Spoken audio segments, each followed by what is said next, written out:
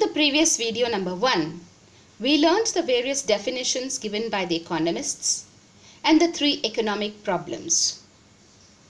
In this video number 2, we are going to see that economics is divided into 3 parts. Consumption of goods using one's income. The second, production of goods for sale and to earn profits. And the third, distribution of income to various factors of production. Consumption is an economic activity which deals with the use of goods and services for the satisfaction of human wants. Examples include eating, drinking, wearing a watch, learning to music, going cycling.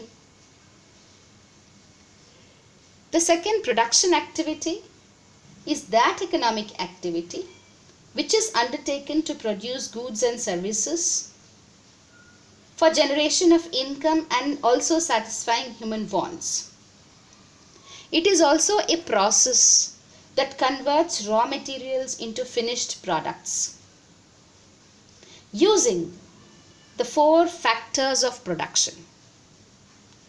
They are land, labor, capital, and entrepreneurship. These are the 4 factors of production.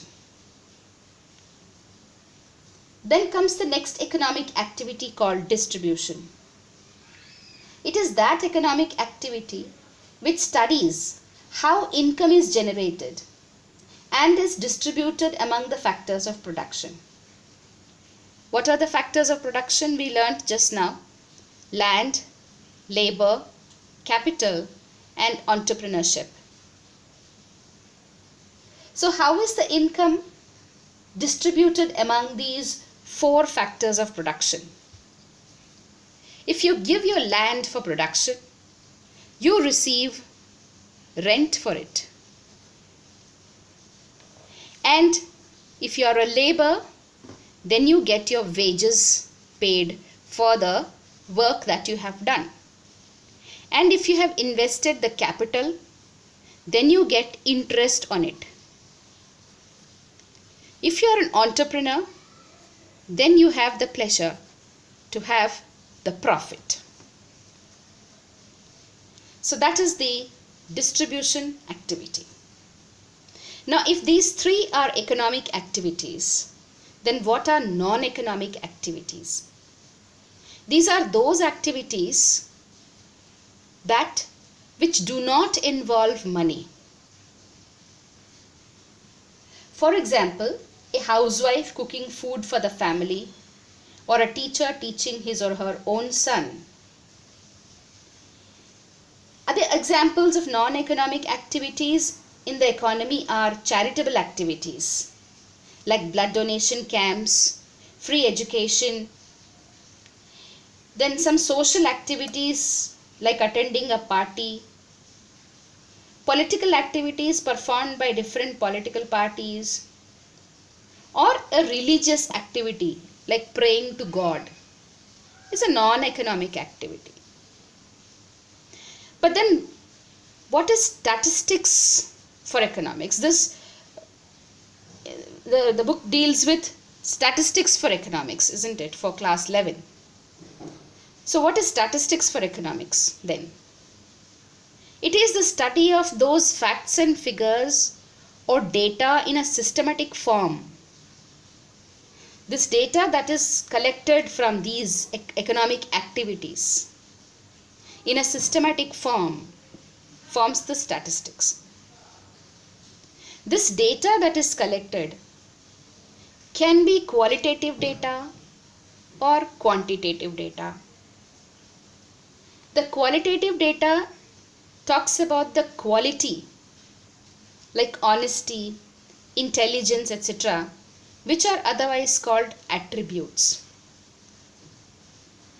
Then there are quantitative data which involve some numerical value. For example, marks of students, number of boys and girls in a class, etc. Then why is statistics important to study economy? It is because the data that is collected is analyzed, and then policies are made based on the analysis and the interpretation of the data. Then statistics is learnt in two different senses. The first is called the singular sense and the second the plural sense. The plural sense of statistics is that which refers to aggregates of facts that is affected to a marked extent by multiplicity of causes, which is numerically expressed and enumerated or estimated according to reasonable standards of accuracy,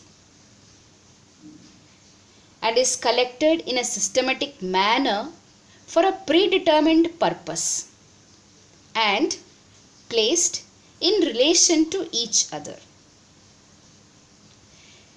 The definition looks too long, but let's try to understand it line by line. In the plural sense, first it refers to aggregate of facts. What is aggregate of facts? It's not a single or isolated figure. If it is a single and isolated figure, it cannot be called statistics because there is no comparison possible. Next, it is affected to a marked extent by multiplicity of causes. That means it is influenced by variety of factors. For example, let us say rice, the crop that is grown by the farmers, is affected by many factors like rainfall, fertilizers, seeds, method of cultivation, etc. So these are the different forces that affect the production of rice. The next is numerically expressed. Numerically expressed means the facts must be quantitatively expressed. There should be some number. Like for example, you are 154 centimeters tall. Then it can be called as statistics. But qualitative characters, as we learnt, intelligence, beauty, honesty, cannot be called statistics unless they are quantified. The next one is that it should be with reasonable standard of accuracy. Accuracy because there is mass data involved. So it should have some reasonable standard of accuracy. Then it is that which is collected in a systematic manner for a predetermined purpose. Why are we collecting this data? That is what is meant by predetermined purpose. We must first know why we are collecting this data, and that the data should be collected in a very systematic manner, not in a haphazard manner. Then it should be placed in relation to each other. That means the data should be homogeneous.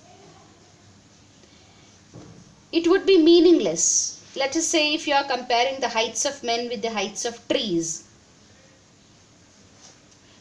or marks of class of one student of the students in a class and the heights. So there is no comparison between these two. Hence the data should be homogeneous.